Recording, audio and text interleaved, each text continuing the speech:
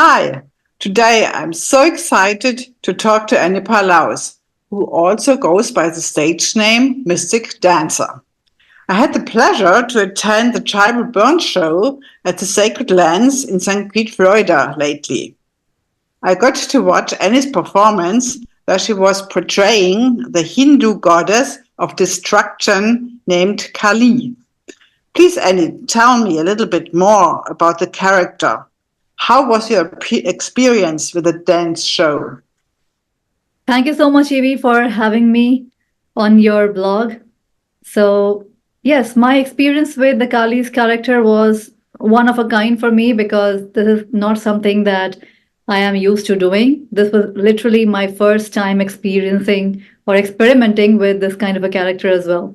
Because usually I am a professional belly dancer, I also do samba, and usually I'm just wearing pretty costumes, just looking pretty and sparkly and just dancing.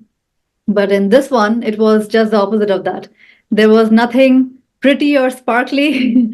On the contrary, I had to apply this blue paint all over me and appear because the goddess of destruction, Kali, she has this fury or this anger about her and also a sense of power.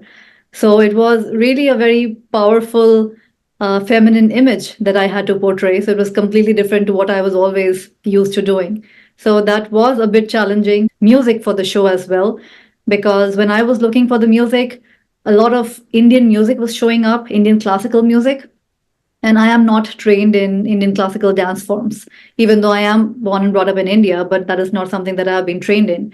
So I didn't have a whole lot of ideas to what to do with that music. So my dance teachers definitely helped me a lot with the music part too. And this was at the Tribal Burn, which is this biannual event that happens at the Sacred Lands. And one of the highlights of this event is that it is primarily for fire dancers. So a lot of fire flow artists they come here because it happens in this open area out in the nature and it happens at night, which makes it the perfect outdoor setting for playing with your fire props. So it is really a one of a kind event that happens here in the St. Pete area. At least I'm not aware of an event of this kind which happens in this area where fire dancers come along and perform with a variety of fire props. So I had to figure out what kind of fire props would go with this Kali dance, with the to portray the Kali goddess, the goddess of destruction and her fury and her power. So I used one brand new fire prop, which was the fire crown. Like it is this three-pronged thing that you put on your head, and there's like literally fire on the head. So I felt like that would go really well in addition with my fire fans that I used. So it was definitely a very interesting experiment for me as well as a dancer. Initially, I was very hesitant in doing this kind of a role. When my dance teacher first came up with the idea for the tribal burn, the theme was actually the myth comes alive. And the whole idea is for people to portray as different mythological creatures, gods, and goddesses. And my initial response was going into my comfort zone and maybe picking one of the beautiful maybe goddesses, Egyptian goddesses, and play something nice and pretty. But my teacher really encouraged me to be one of the Indian goddesses. And so I came up with the idea of Kali because I thought that Kali would be nice to use with some fire props because fire is also a very powerful element of nature. So, but then once I told her that and she really loved that idea, then I kind of regretted telling her that because now I was locked in it. I tried to get myself out of it, but I couldn't because she really convinced me that you need to do this. And then once I started really working on it, I actually started having a lot of fun. And the role was just so powerful. It was just something so different than what I had done before because I'm usually portraying this sexy, playful character with belly dancing or even with samba. And this was the dark feminine, which was very powerful. So it was actually a very interesting experience for me too. And I actually look forward to doing more of these roles where I get to embody a different aspect of feminine energy and not just the playful side. So it was a very unique and fun experience for me. And I can tell my followers, you were really brilliant. You were so beautiful and so amazing and so mystic. It was brilliant watching you dancing the Kali goddess.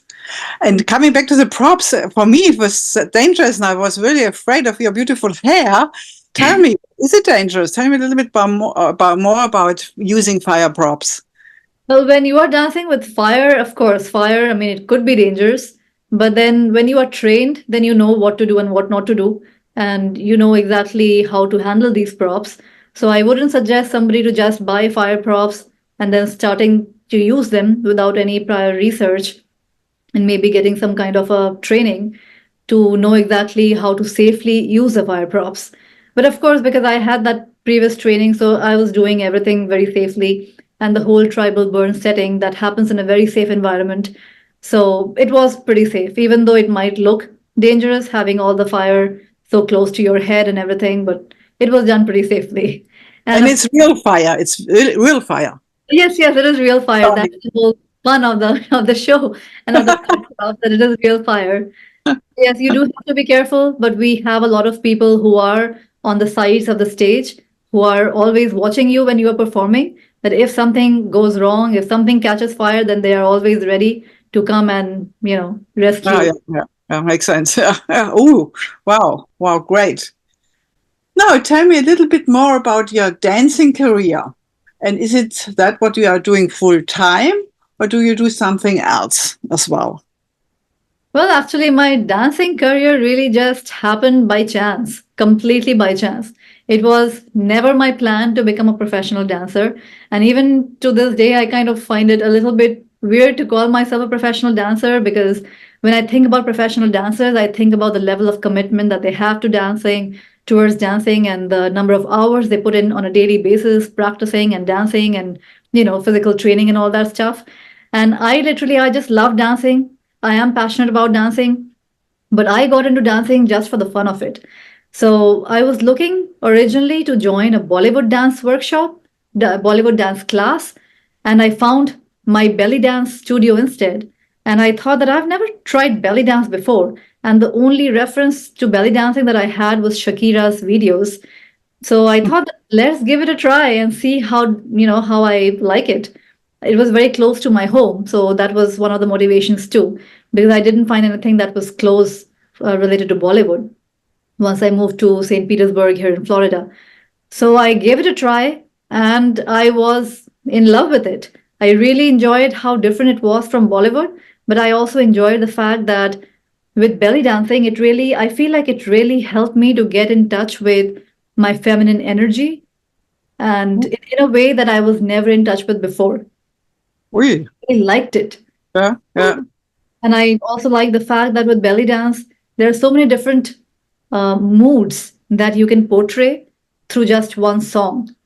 There are a lot of belly dance music where you can literally portray playfulness, power, sadness, grief, all of that in just one piece of music. So I really liked the different aspects of yourself that you can portray towards belly dancing, through belly dancing. So through my dance studio, I got into belly dance and I really fell in love with it. And also through my dance studio, I also started getting interested in samba. And for quite some time, I was part of a samba professional dance troupe as well as a professional belly dance troupe.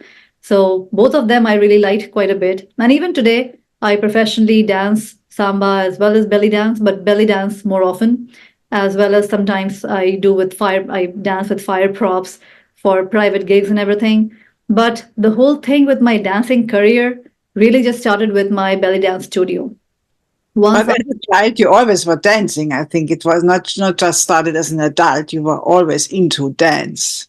I guess Well, so. I mean, once I joined my dance studio, I was very much involved with the dance studio with all the performances and shows and things like that. So, and that got me into getting gigs through um, my connections from the dance studio.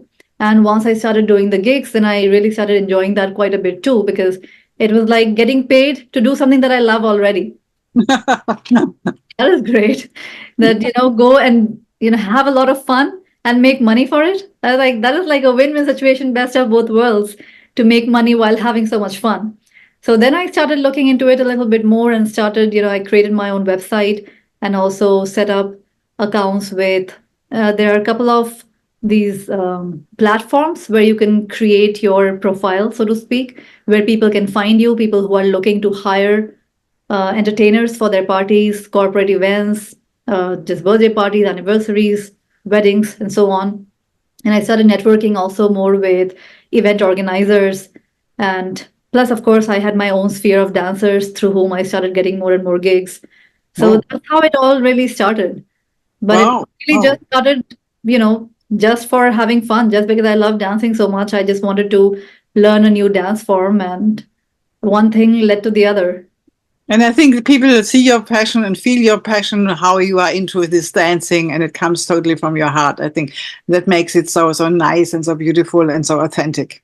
Yes, I mean, enjoyment is high on my list. I mean, definitely. If I'm not having fun, what's the point, anyways? Because, I mean, like you asked, actually, this is not my only career. So, Well, that was- yeah, so I mean, I have been teaching Reiki and meditation workshops for a really long time. I Are also you a Reiki master as well? That is what I heard, I learned.